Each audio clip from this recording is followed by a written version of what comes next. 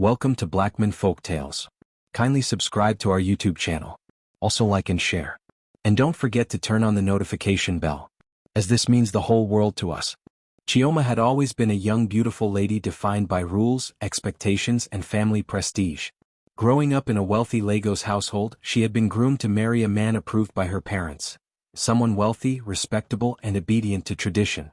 Her life seemed perfectly mapped out, yet beneath the polished surface of etiquette and social events, Chioma longed for something more, a spark that would ignite her soul.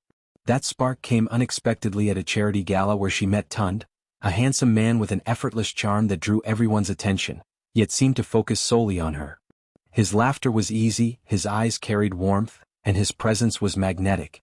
Unlike the stiff, carefully selected suitors her parents had introduced her to, Tunde's sincerity felt raw and genuine.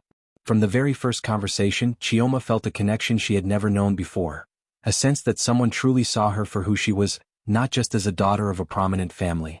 Every stolen smile, every thoughtful word, made her heart race, and for the first time she considered defying the life her parents had designed for her.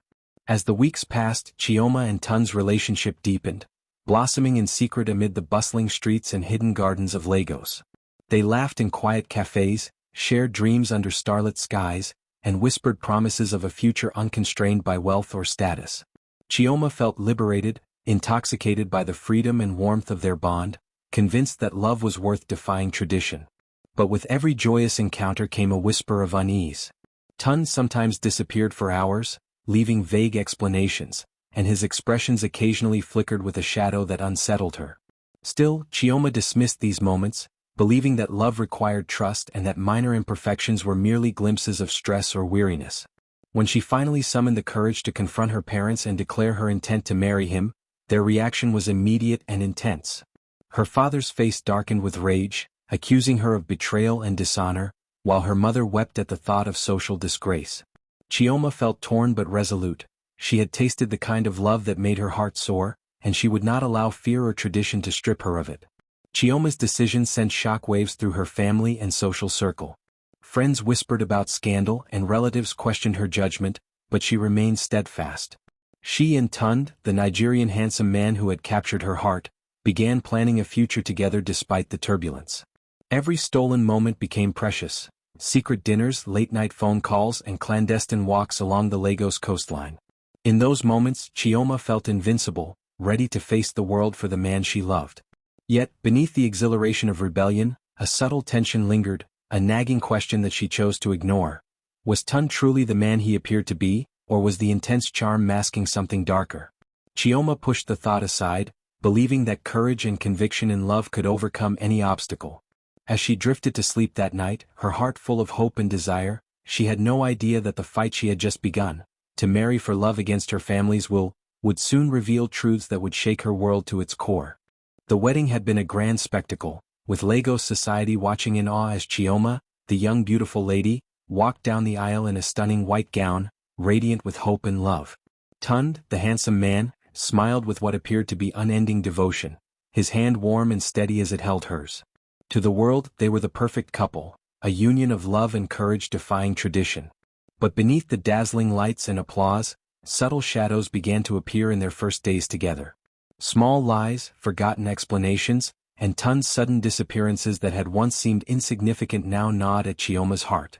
Late at night, she noticed unexplained phone calls and secretive whispers, moments when Tunde's charming demeanor would vanish, replaced by cold calculation or distant pretense.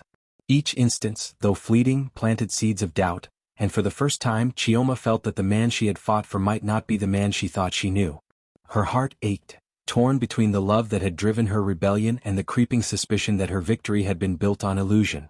One evening, unable to bear the uncertainty, Chioma followed Tunde discreetly, tracing him through the bustling streets of Lagos until he arrived at a dimly lit office.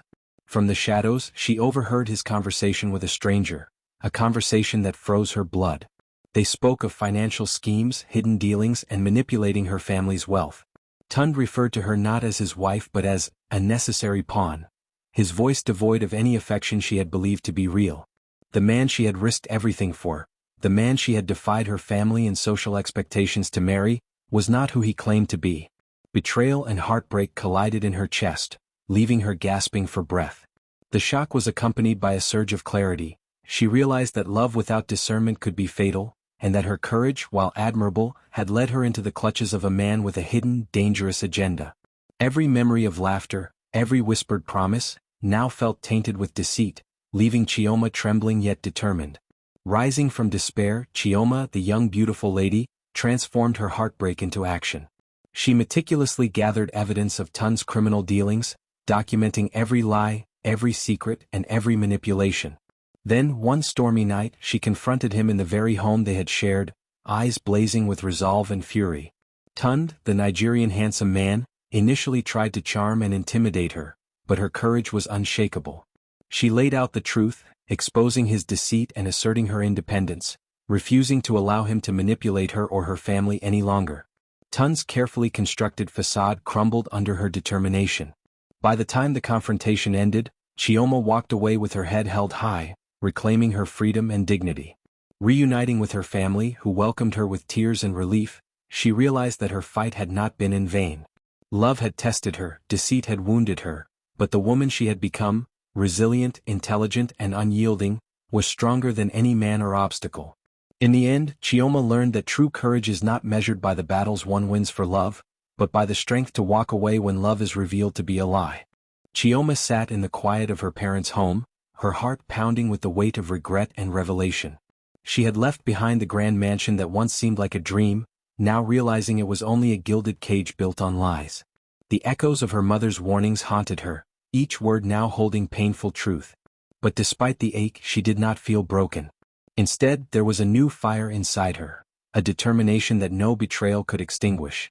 Nights were restless, filled with flashes of Tunde's smile that once made her weak, now only reminding her of the mask he wore so well.